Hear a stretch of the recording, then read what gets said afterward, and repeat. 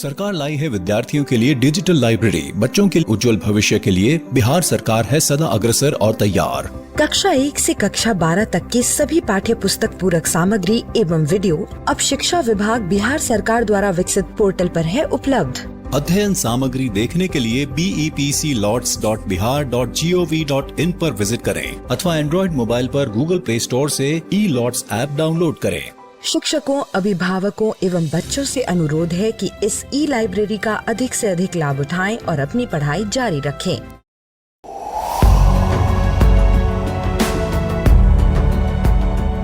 छठी से 10वीं कक्षा के विद्यार्थी ध्यान से सुने। खास आपके लिए हैं इंस्पायर अवार्ड्स मानक। DST और NIF द्वारा हर साल हो रहे इंस्पायर अवार्ड्स मानक के पहले राष्ट्रीय पुरस्कार विजेता हैं। विजेता आप भी हो सकते हैं, इसलिए किसी भी क्षेत्र में साइंस और टेक्नोलॉजी पर आधारित अपने इनोवेटिव आइडियाज के साथ तैयार हो जाइए। जानते हैं ना, आप में से 1 लाख स्टूडेंट्स को 10-10 हजार रुपए मिलेंगे अपने आइडियाज को प्रोटोटाइप बनाने के लिए। उसके बाद दुनिया सराहेगी आपका हुनर जब पहुंचेगा आपका आइडिया लोगों तक प्रोडक्ट के रूप में। तो अपने ओरिजिनल इनोवेटिव आइडियाज को स्कूल में जमा करें। बेस्ट आइडियाज आगे बढ़ाए जाएंगे ऑफिशियल वेबसाइट पर, और हाँ, जल्दी आज ही जमा करें। So good luck with inspire awards मानक।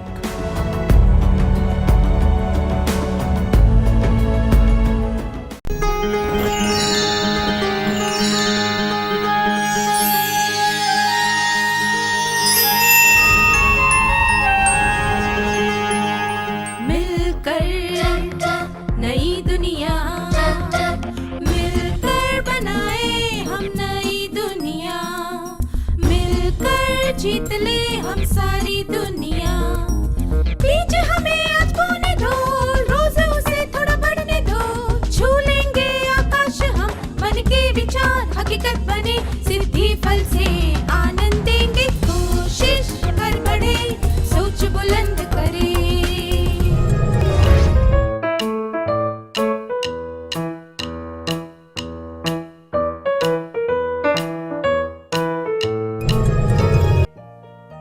आपको कुछ चित्र दिखाए जाएंगे जिनमें चेहरे के भाव और हस्त मुद्राएं दर्शाई जाएंगी।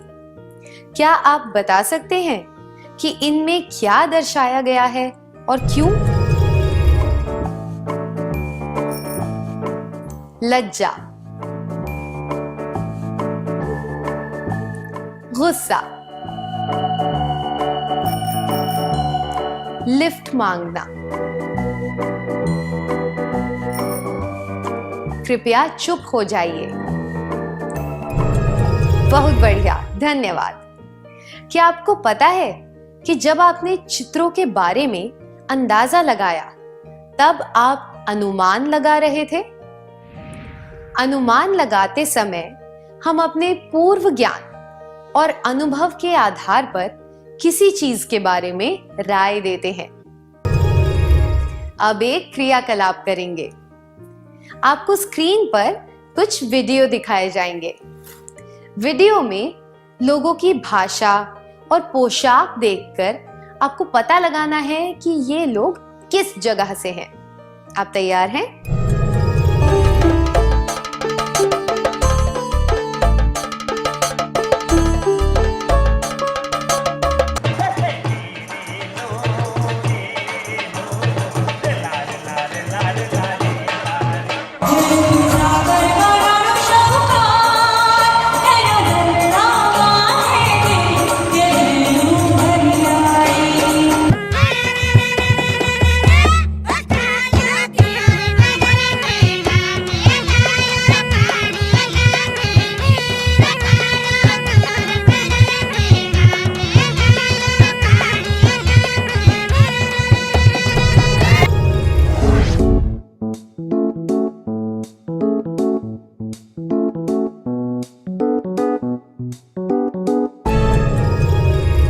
उन सब लोगों को बधाई हो जिन्होंने यह सही अनुमान लगाया कि ये लोग केरल, राजस्थान, गुजरात और आंध्र प्रदेश से हैं।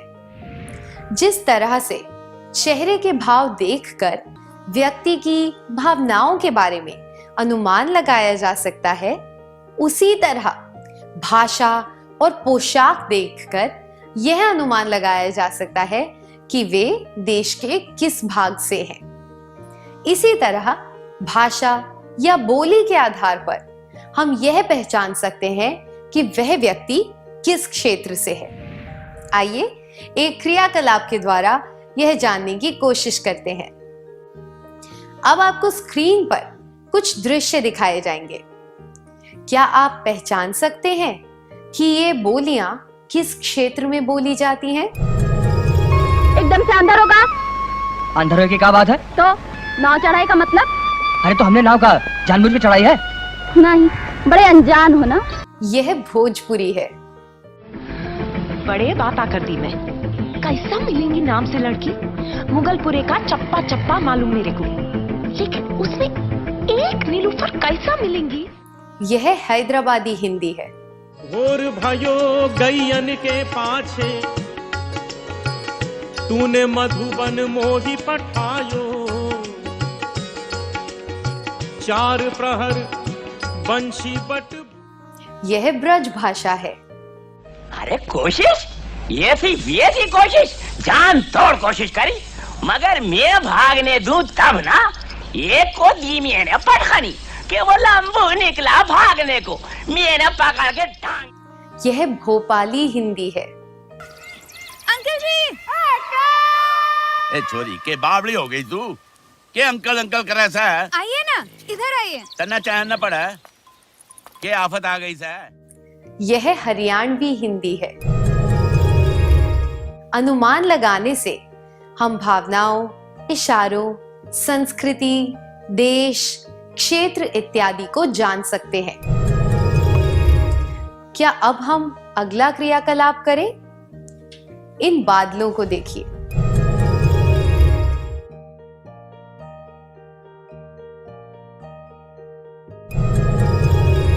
आपको क्या लगता है आगे क्या होने वाला है? पहला, पूरा चांद निकलने वाला है। दूसरा, गर्मी बढ़ने वाली है।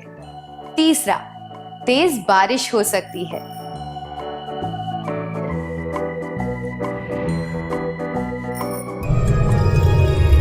जब हमें काले घने बादल दिखते हैं तो हम यह अनुमान लगाते हैं कि बारिश होने वाली है। तो यह कहा जा सकता है कि जिस तरह लोगों के बारे में कुछ अनुमान लगाए जा सकते हैं, उसी तरह हम प्राकृतिक घटनाओं के बारे में भी अनुमान लगा सकते हैं। मछुआरे इन अनुमानों के आधार पर ही हवा के रुख और मछलियों के होने के बारे में पता लगाते हैं। इसी तरह किसान हवा और बारिश के बारे में पता लगाते हैं। अनुमान लगाने के फायदे।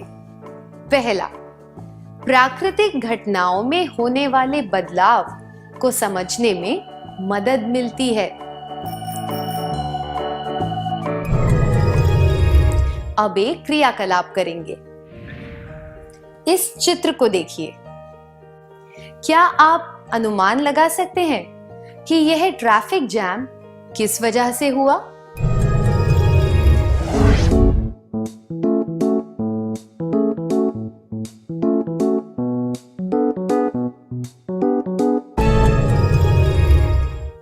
धन्यवाद।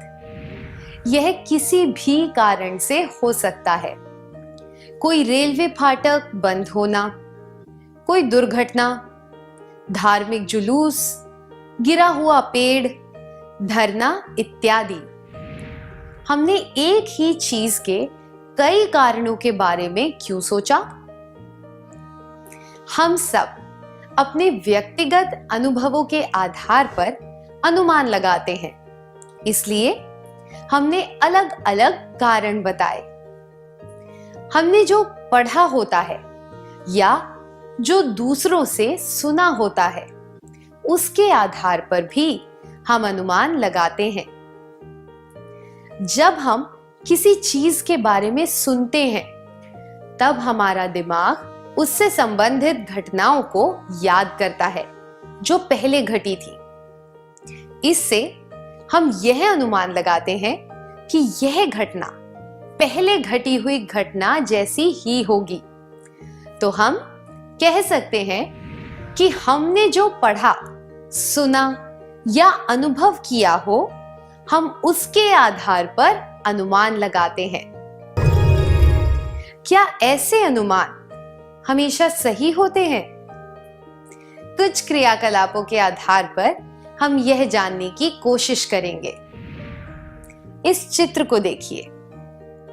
क्या आप बता सकते हैं कि यह व्यक्ति किस बात के लिए इशारा कर रहा है?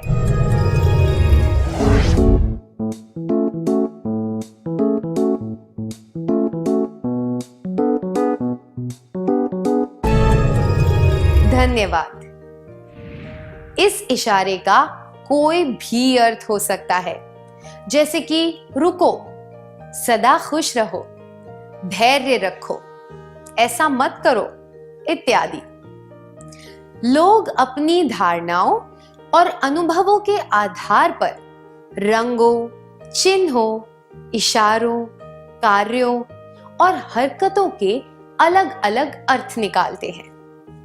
ये अर्थ अलग अलग व्यक्तियों के लिए अलग हो सकते हैं। इसलिए हमारे अनुमान केवल एक राय की तरह होते हैं। इन्हें सत्य नहीं कहा जा सकता। अब एक कहानी सुनेंगे। मनोज रोज एक जवान लड़के को बस स्टॉप पर देखता है। वह व्यक्ति अपनी मोटरसाइकिल पर बैठे हुए मोबाइल फोन पर किसी से बातें करता है। जब वह मनोज को देखता है, तब वह मुस्कुराता है। मनोज भी उसे देखकर मुस्कुराता है। एक दिन मनोज की बस छूट गई। उसने उस व्यक्ति से निवेदन किया कि वह उसे मोटरसाइकिल पर स्कूल छोड़ दे। तब उस व्यक्ति ने बताया कि उसके पास कोई मोटरसाइकिल नहीं है। वह तो पार्किंग में खड़ी किसी भी मोटरसाइकिल पर बैठ जाता है। मनोज बहुत निराश हुआ और दौड़कर अपनी स्कूल की तरफ जाने लगा। यह धारणा रखना गलत होगा कि हमारे सारे अनुमान सही होते हैं। ऐसा हो सकता है कि हम कुछ अनुमान लगाएं, पर वह अनुमान उस परिस्थिति के लिए बिल्कुल गलत साबित हो जाए। तो हमें यह कैसे पता चलेगा कि हमारा अनुमान सही है या नहीं? जब हम किसी चीज के बारे में ज्यादा जानकारी एकत्रित करके उसका विश्लेषण करते हैं, तो हम संभवतः यह जान सकते हैं कि हमारा अनुमान सही है या गलत।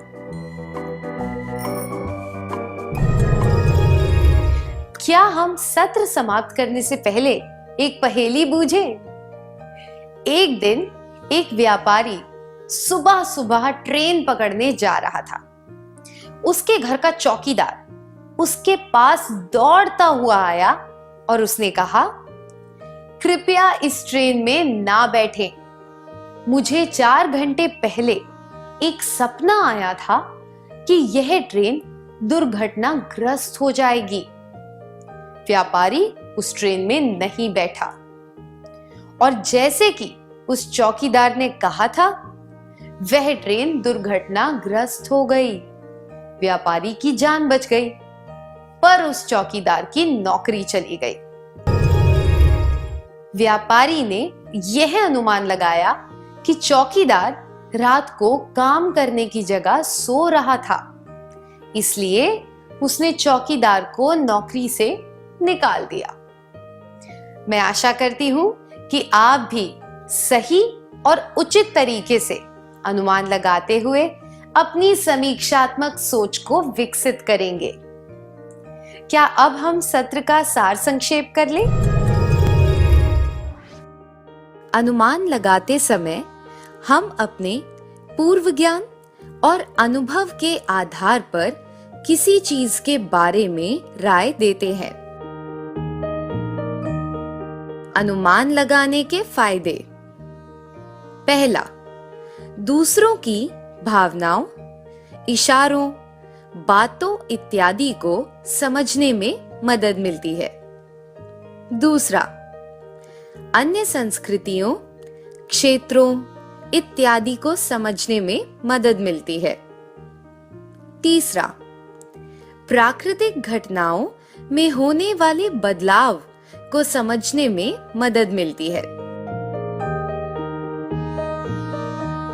हमने जो पढ़ा, सुना या अनुभव किया हो, हम उसके आधार पर अनुमान लगाते हैं। लोग अपनी धारणाओं, अनुभवों और काम करने के तरीकों के आधार पर अनुमान लगाते हैं। इसलिए अलग अलग व्यक्तियों के अनुमान एक ही चीज के लिए अलग हो सकते हैं। हमारे अनुमान केवल एक राय की तरह होते हैं। इन्हें सत्य नहीं कहा जा सकता। जब हम किसी चीज के बारे में ज्यादा जानकारी एकत्रित करके उसका विश्लेषण करते हैं, तो हम संभवतः यह जान सकते हैं कि हमारा अनुमान सही है या गलत।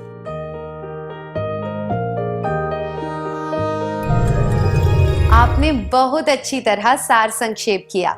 धन्यवाद।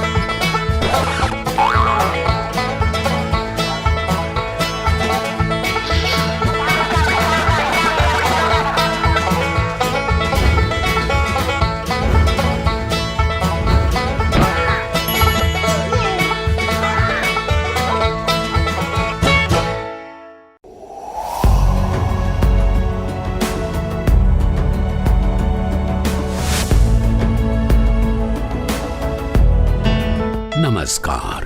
आप शिक्षकों द्वारा दी गई अच्छी शिक्षा से आज लाखों विद्यार्थी इनोवेशंस कर रहे हैं। उन सभी को इंस्पायर अवार्ड्स मानक में हिस्सा लेने प्रोत्साहित कीजिए। करना है इतना कि आपके विद्यालय के 6ठी से 10वीं कक्षा के छात्र और छात्राएं साइंस और टेक्नोलॉजी पर आधारित अपने इनोवेटिव आइडियाज आपके पास जमा करें, ताकि वो DST और NIF द्वारा आयोजित इंस्पायर अवार्ड्स मानक प्रतियोगिता में हिस्सा ले सकें। 1 लाख छात्रों को 10-10 हजार रुपए मिलेंगे अपने आइडियाज को प्रोटोटाइप्स बनाने के लिए। फिर छात्र डिस्ट्रिक्ट, स्टेट और नेशनल लेवल पर अपने इनोवेशंस को दिखाएंगे। फिर प्राइजेस और सम्मान पाएंगे। तो आज ही अपने स्टूडेंट्स को हिस्सा दिलवाएं इंस्पायर अवार्ड्स मानक में।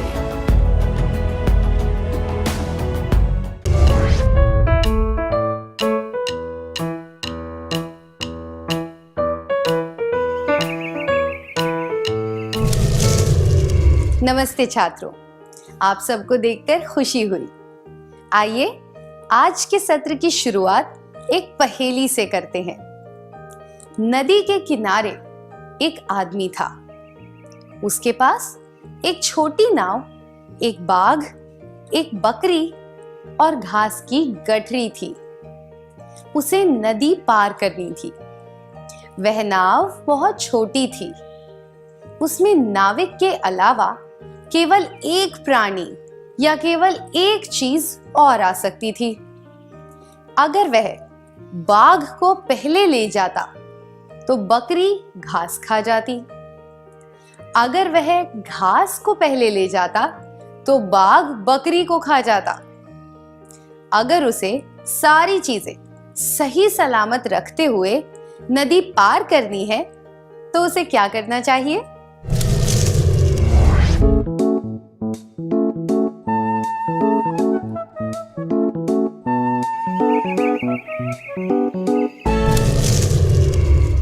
अपने जवाब देने के लिए धन्यवाद। पहले उसे बकरी को उस पार ले जाकर वहां छोड़ देना चाहिए ताकि घास बाघ के पास सुरक्षित रहे। फिर उसे घास को उस पार ले जाकर वहां छोड़ देना चाहिए, पर बकरी को अपने साथ वापस ले जाना चाहिए। तीसरे चक्कर में उसे बाघ को साथ ले जाना चाहिए और बकरी को वहां छोड़ देना चाहिए। बाघ को दूसरी तरफ छोड़ने के बाद उसे वापस बकरी को लेने जाना चाहिए। इस तरह वह तीनों चीजों को सही सलामत रख सकता है। आपने यह पहेली कैसे हल की?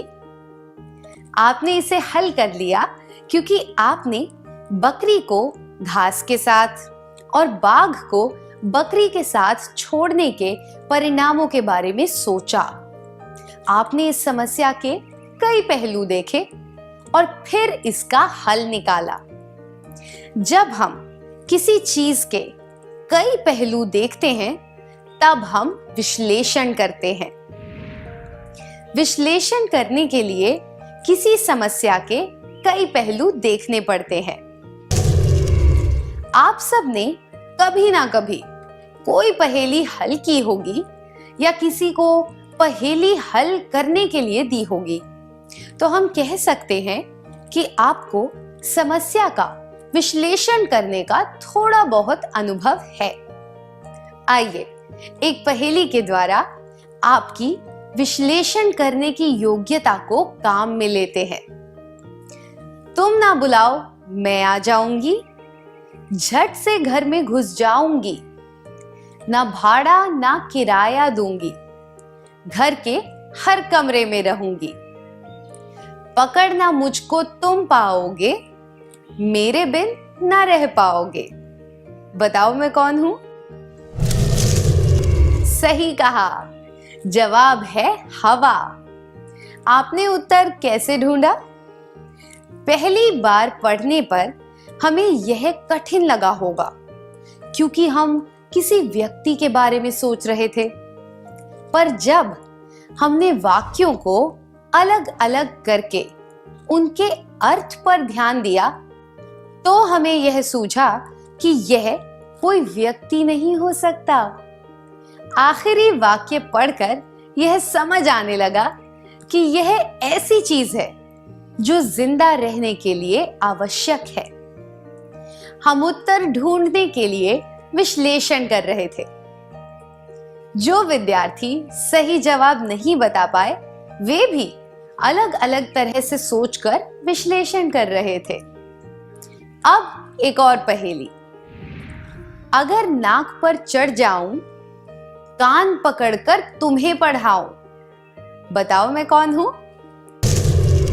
सही कहा, इसका जवाब है चश्मा।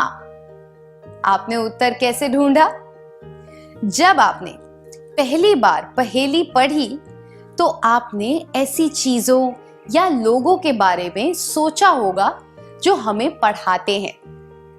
फिर आपने ऐसी चीजों के बारे में सोचा होगा जो हमारे नाक पर बैठ सकती हैं। इससे आपको चश्मे का ख्याल आया होगा। फिर आपने पहेली में दी गई बातों की तुलना चश्मे से की होगी। तुलना करना भी समीक्षात्मक विचार का एक पहलू है। आपको स्क्रीन के बाईं तरफ और दाईं तरफ कुछ चित्र दिखाई देंगे। आपको उनके सही जोड़े बनाने हैं, ठीक है? जूते, बटन, शर्ट, चित्र या तस्वीर, प्रकार रबर, रंगों का डिब्बा, लेस या फीते, पेंसिल, वृत्त। क्या हम उत्तर देखें?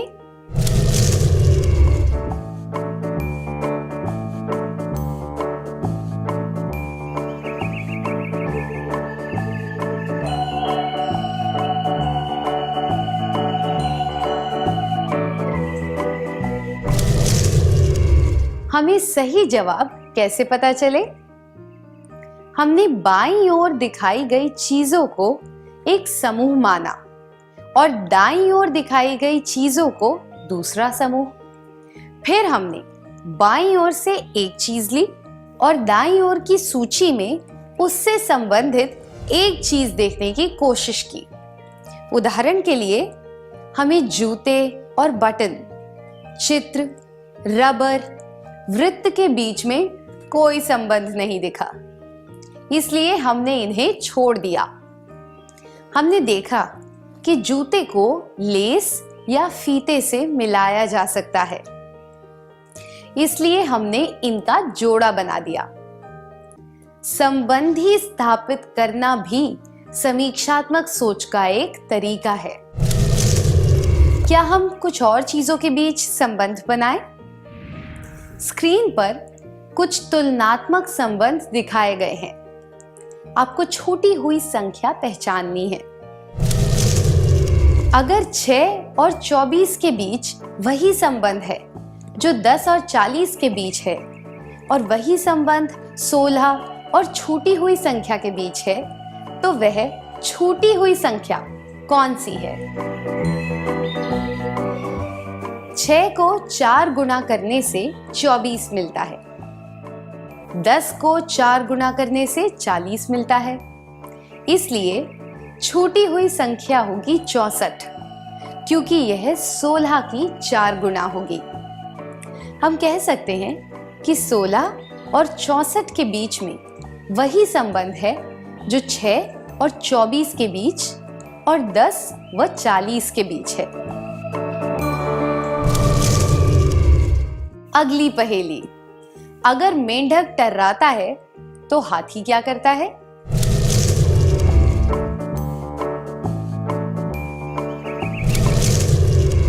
मेंढक की आवाज को टर्राना कहते हैं, हाथी की आवाज को चिंघाड़ना कहते हैं।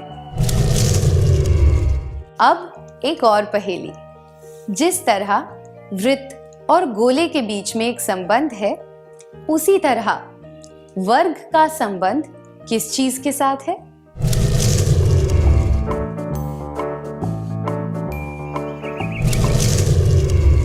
जिस तरह वृत्त और गोले के बीच में संबंध है, उसी तरह वर्ग और घन के बीच में संबंध है, इसलिए सही जवाब है घन।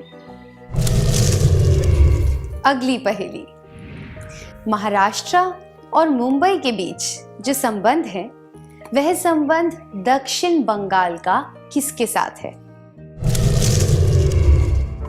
महाराष्ट्र की राजधानी मुंबई है और दक्षिण बंगाल की राजधानी कोलकाता है, इसलिए सही जवाब है कोलकाता।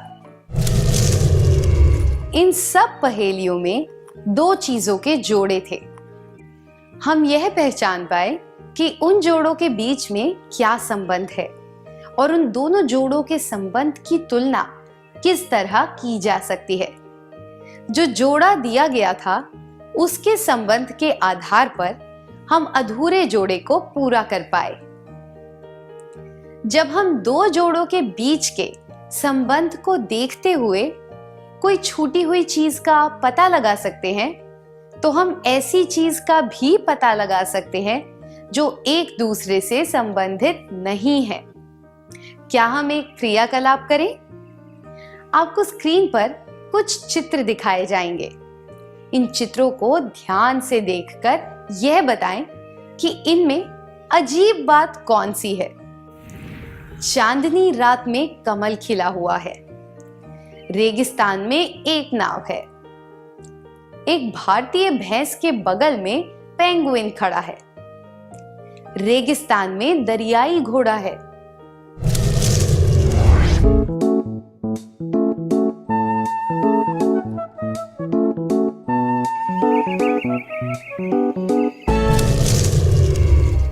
बहुत बढ़िया। कमल के फूल को चांदनी रात में खिला हुआ बताना अजीब लगता है, क्योंकि वह केवल धूप में खिलता है और रात को बंद हो जाता है। नाव चलाने के लिए पानी होना चाहिए, इसलिए रेगिस्तान में नाव देखकर अजीब लगता है। पेंगुइन एंटार्क्टिका जैसी ठंडी जगहों पर पाए जाते हैं, इसलिए उन्हें भारत जैसी गर्म जगहों पर दिखना अजीब है। दरियाई घोड़ा पानी में रहता है, उसे रेगिस्तान में देखकर अजीब लगता है। विश्लेषण के तरीके। तीसरा, विचित्र या अजीब बातों को पहचानना। अब एक और पहेली हल करेंगे। एक दिन कमला ने देखा कि उसके पड़ोसी गायत्री और गरिमा दरवाजे के सामने खड़े होकर एक दूसरे के साथ झगड़ रहे थे। जब वह उनके पास गई, तब उन्होंने उसे अपनी समस्या बताई और झगड़ा निपटाने के लिए कहा। उनकी बात सुनने के बाद कमला ने उस मामले में अपनी राय देने से मना कर दिया। जब उसकी बेटी राखी ने पूछा कि वहां क्या हुआ था, तब कमला ने बताया कि वे मुर्गे के अंडों के बारे में झगड़ रहे थे। वे इस बात पर बहस कर रहे थे कि अगर गायत्री का मुर्गा गरिमा के घर जाकर अंडे दे तो वे अंडे किसे मिलने चाहिए। क्या आप इस समस्या का हल ढूंढ सकते हैं? अगर गायत्री का मुर्गा गरिमा के घर जाकर अंडे दे तो वे अंडे किसे मिलने चाहिए?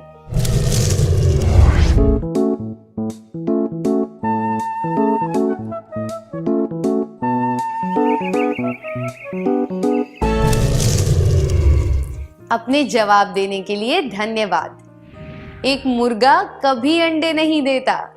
वह मुर्गा गरिमा के घर में तो क्या, बल्कि किसी भी घर में अंडे नहीं देगा। इसलिए कमला इस समस्या का हल नहीं ढूंढ सकती। किसी संभावना का पता लगाना भी विश्लेषण का एक तरीका है। क्या अब हम आज के सत्र में सीखी बातों का सार संक्षेप कर लें? विश्लेषण करने के लिए किसी समस्या के कई पहलू देखने पड़ते हैं। विश्लेषण के तरीके। पहला, तुलना करना। दूसरा, संबंध बनाना।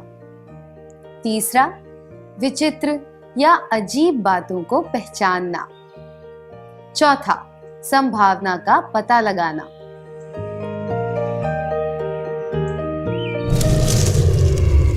इतनी अच्छी तरह सार संक्षेप करने के लिए धन्यवाद।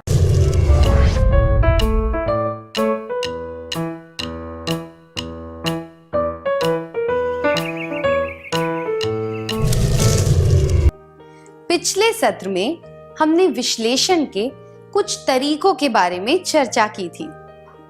क्या अब हम देखें कि हम इन तरीकों का इस्तेमाल अपने जीवन में किस तरह से कर सकते हैं? बाहर जाने से पहले मारूफा के पिता ने उसे कहा कि वह घर में बिखरे हुए सारे अखबार समेटकर आधे घंटे में उनकी मेज पर रख दे।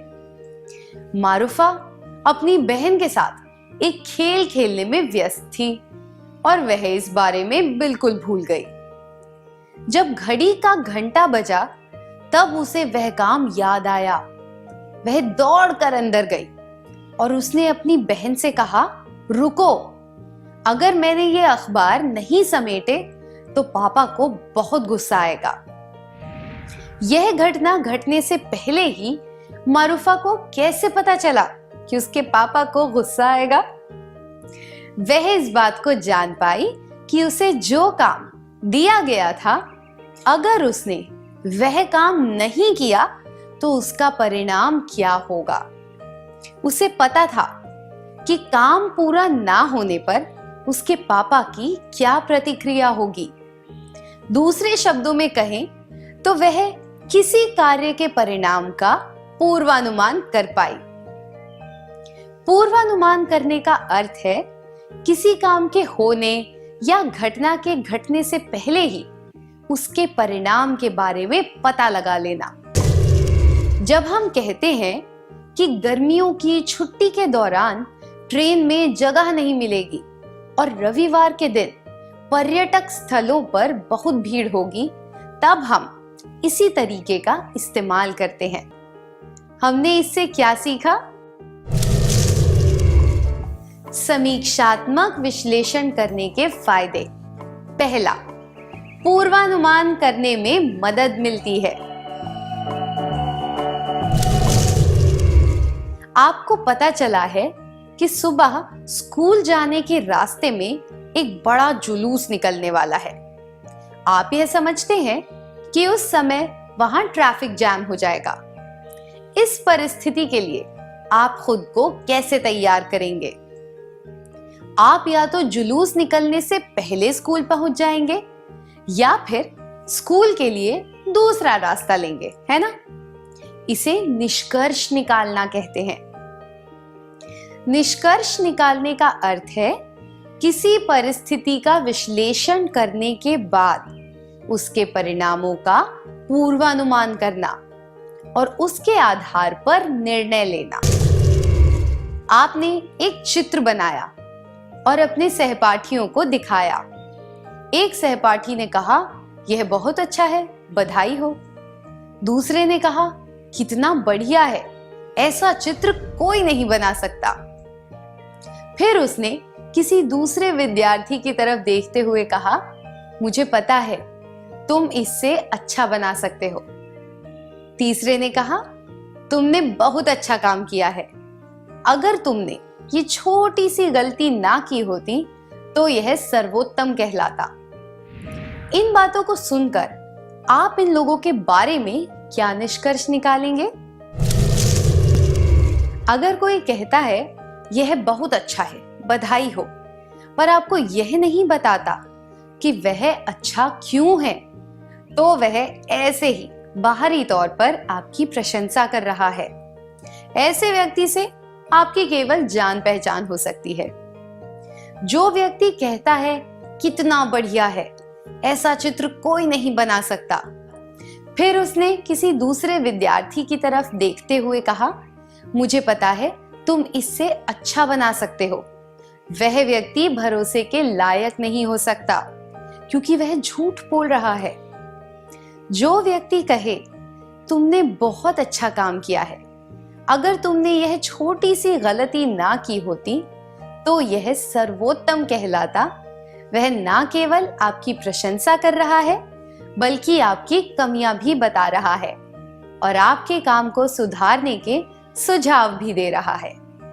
ऐसा व्यक्ति एक अच्छा भरोसेमंद मित्र होता है। किसी व्यक्ति के व्यवहार और बातचीत का विश्लेषण करके हम भरोसेमंद और अविश्वसनीय व्यक्तियों के बीच का फर्क जान सकते हैं। ऐसा करके हम अविश्वसनीय लोगों से बच सकते हैं। अब अगली कहानी।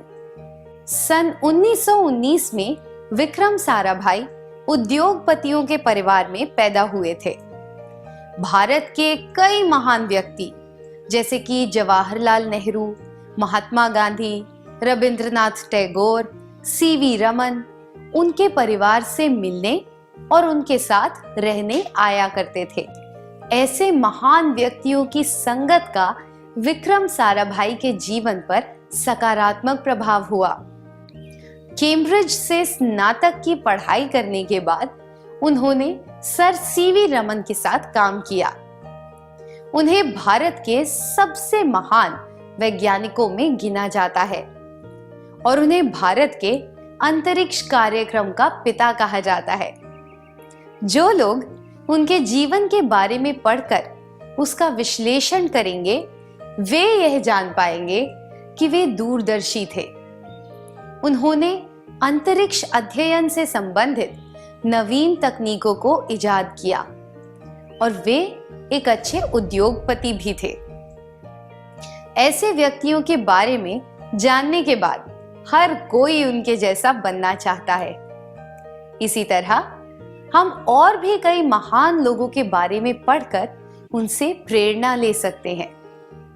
उन्होंने जिन चुनौतियों का सामना किया, जिस तरह वे जीवन में आगे बढ़े, हम उनसे बहुत कुछ सीख सकते हैं। अब एक क्रियाकलाप करेंगे। क्या आपके आस पड़ोस में रहने वाले किसी व्यक्ति ने कोई महान काम किया है? क्या आप उनके जीवन का विश्लेषण करके यह जान सकते हैं कि उनकी सफलता का कारण क्या है?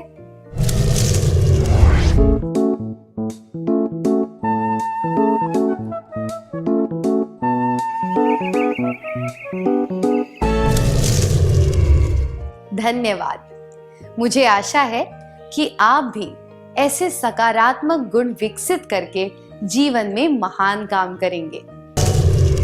आइए जेनिफर की कहानी सुनते हैं। जेनिफर किसी काम से मथुरा गई। वह मथुरा से पेड़े लेकर आई और उसने अपने पड़ोस में रहने वाली एक दादी माँ को पेड़े दिए। दादी माँ ने कहा, तुमने मेरे बारे में सोचा और मेरे लिए पेड़े लेकर आई, इसके लिए बहुत बहुत धन्यवाद। पर मैं पेड़े नहीं खा सकती क्योंकि मुझे डायबिटीज है। इस कहानी से हमने क्या सीखा?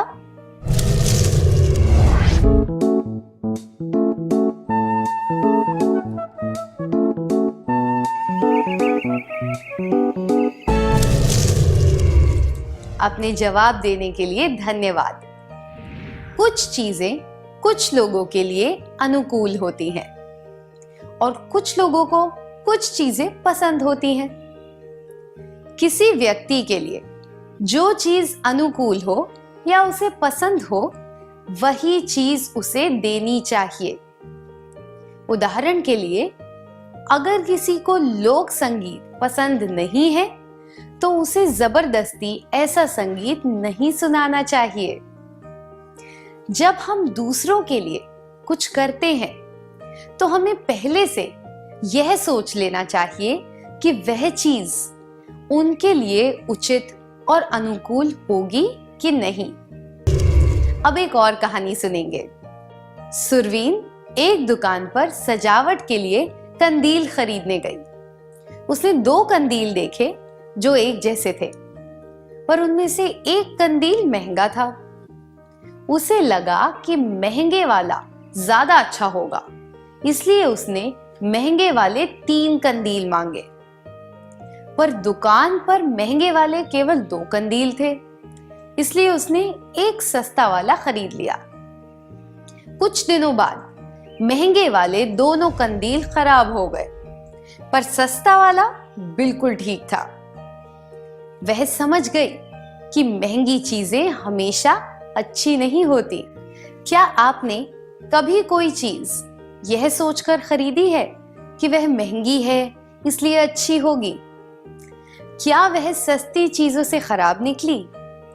क्या आप अपने अनुभव के बारे में किसी को बताना चाहेंगे?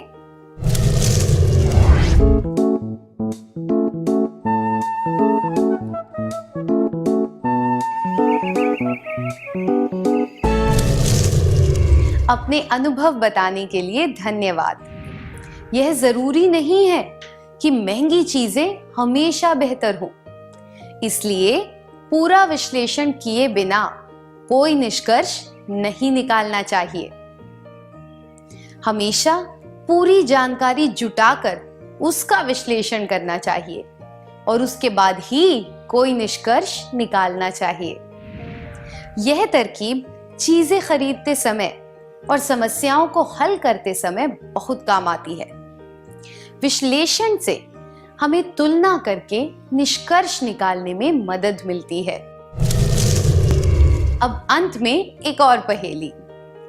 5 कौवे एक तार पर बैठे हैं।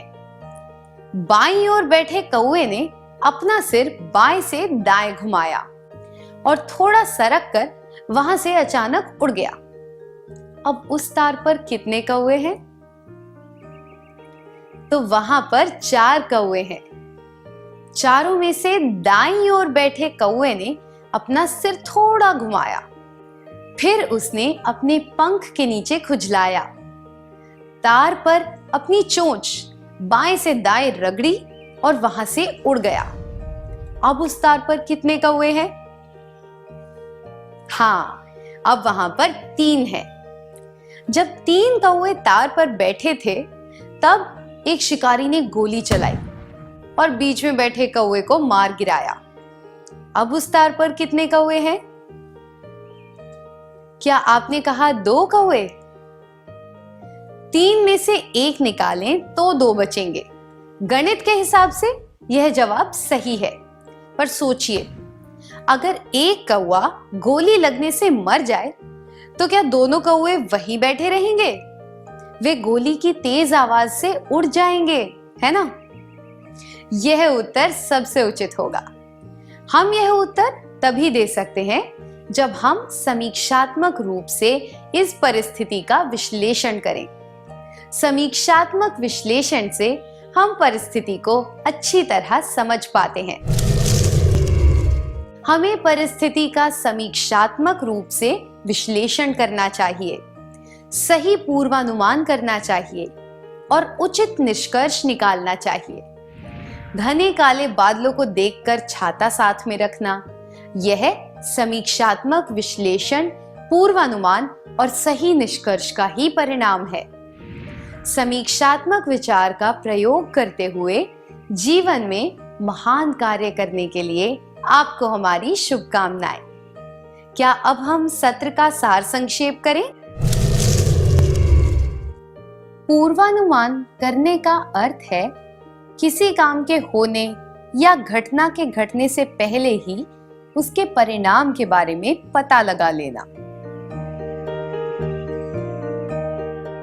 निष्कर्ष निकालने का अर्थ है किसी परिस्थिति का विश्लेषण करने के बाद उसके परिणामों का पूर्वानुमान करना और उसके आधार पर निर्णय लेना।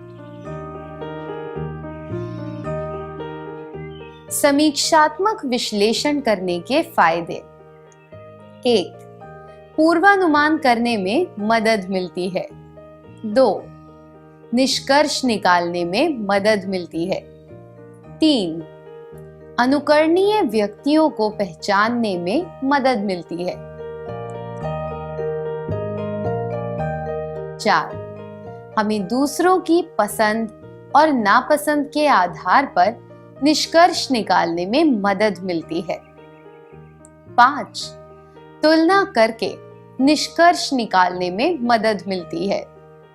6. परिस्थिति को अच्छी तरह समझने में मदद मिलती है।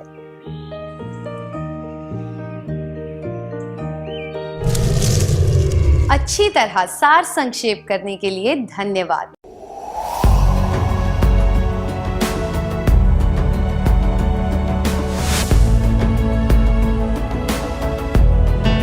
नमस्कार। आप शिक्षकों द्वारा दी गई अच्छी शिक्षा से आज लाखों विद्यार्थी इनोवेशंस कर रहे हैं। उन सभी को इंस्पायर अवार्ड्स मानक में हिस्सा लेने प्रोत्साहित कीजिए। करना है इतना कि आपके विद्यालय के 6ठी से 10वीं कक्षा के छात्र और छात्राएं साइंस और टेक्नोलॉजी पर आधारित अपने इनोवेटिव आइडियाज आपके पास जमा करें, ताकि वो DST और NIF द्वारा आयोजित इंस्पायर अवार्ड्स मानक प्रतियोगिता में हिस्सा ले सकें। 1 लाख छात्रों को 10-10 हजार रुपए मिलेंगे अपने आइडियाज को प्रोटोटाइप्स बनाने के लिए। फिर छात्र डिस्ट्रिक्ट, स्टेट और नेशनल लेवल पर अपने इनोवेशंस को दिखाएंगे, फिर प्राइजेस और सम्मान पाएंगे। तो आज ही अपने स्टूडेंट्स को हिस्सा दिलवाएं इंस्पायर अवार्ड्स मानक में। सरकार लाई है विद्यार्थियों के लिए डिजिटल लाइब्रेरी। बच्चों के उज्जवल भविष्य के लिए बिहार सरकार है सदा अग्रसर और तैयार। कक्षा 1 से कक्षा 12 तक के सभी पाठ्य पुस्तक पूरक सामग्री एवं वीडियो अब शिक्षा विभाग बिहार सरकार द्वारा विकसित पोर्टल पर है उपलब्ध। अध्ययन सामग्री देखने के लिए BEPCLots.bihar.gov.in पर विजिट करें अथवा एंड्रॉइड मोबाइल पर गूगल प्ले स्टोर से E-Lots ऐप डाउनलोड करें।